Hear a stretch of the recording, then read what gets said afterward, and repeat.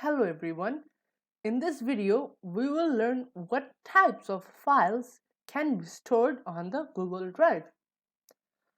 So the Google Drive viewer, which means the Google Drive, it allows you to store your documents, store your Excel sheets, store your PowerPoint presentations, which is the Google Slides, or store your forms, the Google Forms. You can also store drawings. You can store image files, like all the images, like the JPG format or the PNG format or .gif format, any format. You can also store them, and also the video files and the audio files. So basically, the files that you can store on your computer, you can store them in your Google Drive. So this is how we are going to implement this video. Now let's get started. So over here, let's create a new file.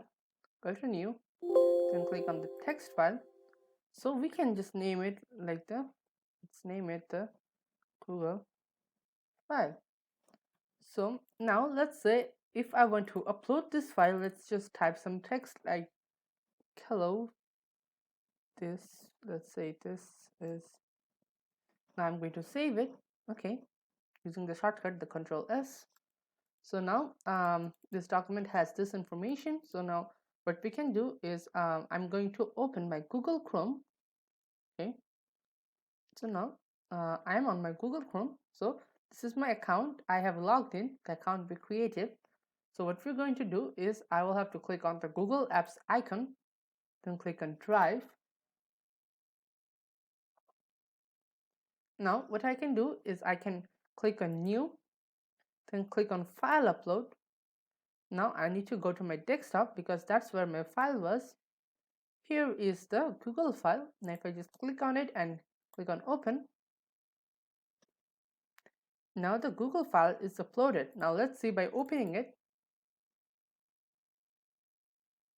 So you see, let me just see if we can zoom it.